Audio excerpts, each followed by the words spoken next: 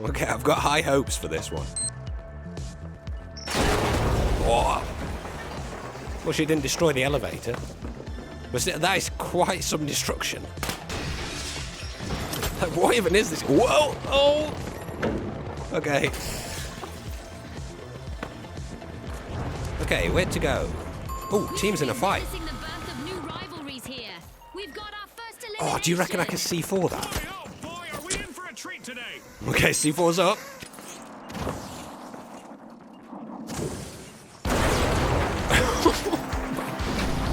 I think there is a team up here though, so I'm gonna have to be brave. Whoa. Oh no! Come on, oh, I was so lucky that guy dropped down. This is the finals, and I've been feeling a bit down recently because I've got a bit of a cold, but this game has an half cheered me up. It's probably the most interesting FPS in like 5 years. So I figured in this video I'd get you started with a few tips, tricks and hidden mechanics you might not know about. So quickly, there's 2 game modes. In the bank it game mode, you've got to deliver these cash boxes to vaults, and you can actually throw them in. In the quick cash game mode, each player can carry coins to vaults. This guy got ambushed, so now I can deposit his coins. You can look like 45 degrees away from the vault whilst depositing if you want to keep an eye out. The length of a player's blue trail shows the amount of money they're carrying. That guy was loaded. The light class, you're speedy small, but you've only got 150 HP. You make up for that though with some of the best gadgets, like the breaching charge. Or the grapple. And of course you've got a taser. You can take a bold action sniper, does 125 to the body, and 225 to the head, so you can insta-kill light classes. It's kind of questionable at close range, as you'd expect. Sometimes your opponent is going to need to kill himself. The grapple's a bit of a weird one. You've got to aim a bit lower than where you want to go. If you hold it down, you can actually circle back to where you were. If you want to drop off, press crouch. Now, instead of the grapple, you can take a cloak. I mean, it's surprisingly effective. You can also take a dagger, which does a charge, right-click, 330 damage backstab, which will insta-kill anything by a heavy. See, there's something to be said for this. That's why I like this game, you know. You get the chance to outplay people. It's a thinking man's game. It's a real thinking man's game. Now, if a knife is a little short for your liking, you can take a sword, and the right click is a lunge. You can charge the stab whilst invisible. It only does 85 damage though, so be careful who you attack, because with lucky here, that heavy missed his sledgehammer. Didn't really matter though, because this was my first time ever using a canister. We should probably talk about those. So around the map there's different containers you can pick up. And yes, you can put C4 on them before you throw them for a extra surprise. Some of the pickups are hanging around the map, shall we say. Red exploding ones have actually got an arming time. But if you throw them and grab them back, you can actually prime them like a grenade. There's a lot to tell you about goo later. For the goo containers, you can use as a sort of wrecking ball. Holding a melee in containers activates them. Useful for the flammable barrel, which takes ages to explode. But make sure you only hold it for 4 seconds or it'll start burning you. Onto the heavy. 350 HP of, well, heavies are probably going to say pure muscle, but probably fat. Your job is to secure and defend positions, intimidate the enemy through your sheer size. You're a master of light machine guns and shotguns, and let's say you're not a fan of anger management, because your special ability is just a straight through the wall Hulk move. And you gotta watch out, because heavies can come from anywhere. Dropping and doing your special does a Hulk smash. Oh, by the way, heavies are too big to fit through grates. It's a booty problem. You may be a big boy, but you can still climb buildings. If you jump backwards out of a window, you can go in the one above until something above stops you. You're also packing an RPG. It's effective. 160 damage can one-shot a light. You can also take a sledgehammer if you want to. It's pretty good for pumpkin hunting.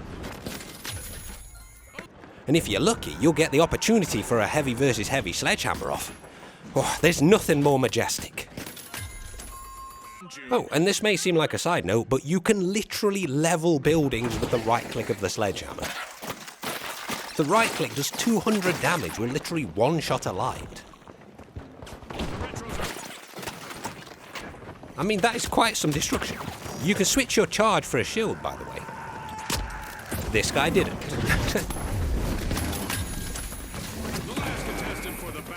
Speaking of, if you do get sick of swinging, you can take a flamethrower. Whoa, he was an eager beaver. Had to put the barbecue on full for that guy. By the way, flames and the pyronade clear gas. The heavy can take a goo gun, which is really handy for closing the distance with a flamethrower. And goo's flammable. This guy brought a suppressed pistol to a bonfire fight. That's just not right. We should probably talk about goo. You can build yourself a goo bridge. Sometimes it's just fun to glue people into elevators. And if you catch somebody with a grenade launcher like this guy, he can be in there the whole game. All the classes can take a goo grenade. They're handy for stopping crazy people with grenade launchers, blocking zip wires. If you stand on them, you can break walls or floors with them, but you need to be careful which ones. If you've bit off a bit more than you can chew, like this 1v1 here with a heavy, oh, and also on fire, not a good combo. You can lock yourself off in a corner to heal. Sneaky beaky like. If you're not feeling secure enough, put another one down. Anyway, the medium class, 250 HP, some of the best weapons in the game. Your special ability is a healing gun. That's perfect for when you've got a heavy with a panda hat on who's just desperate to smash. If your teammate died in a bad place, you can pick up their statue, throw them about a bit if you want to. You can also right click to drop them, most people don't know that. Because you've also got some defibs. They're a lot quicker than holding to revive, but they do have a downside. They're on a cooldown, and they only put your teammate back to 50% health, so you need to top them up. Also, you don't need 100% line of sight with the healing beam. Turns out, the medium's equipped with a jump pad. It's kind of handy. Oh, and by the way, you can have a riot shield as well if you want one. I mean, sometimes in this game, I don't even know. Like, there's just something satisfying about hitting somebody in the head with a baton. Now, if there's some wild heavies about, I mean, he's never going to catch up. He's got a flamethrower. Also, you can bounce barrels off jump pads if you need a bit of extra range. You come packing with the ever-powerful AK. Some tips. Strafe asymmetrically if you can, especially against high damage weapons. It makes you harder to hit. If you're fighting in the open, strafe in a circle, so if somebody surprises you from the side, you're not an easy kill, and maybe you can get away. If you've got the upper hand, better cover and a better gun here, strafe with the enemy because it's easier to keep shots on target and you'll do more damage. If you haven't got the upper hand, it can help to anti-mirror the enemy's movement, so when they go to your right, you go to your left and vice versa. You're forcing the enemy to aim at you, they can't just happen to have their crosshair on you. Bullets always hit the centre of the screen, so if you've got a lot of movement, you can see from the sparks here, it doesn't line up with the iron sight. Finally, when you can, go for headshots. The AK does 50% more damage, and the revolver here literally does double the damage, 148. It'll nearly one-shot a light. But anyway, hope this was helpful. The game's extremely popular at the moment. There's obviously a lot more in it than I could show here. It's got 200,000 players on Steam, and it's really quite a breath of fresh air from all the Battle Royales recently. There's no release date yet, but I'd be very surprised if it wasn't out before Christmas. On that note, I hope you enjoyed, and I will catch you in the next one. Ouch!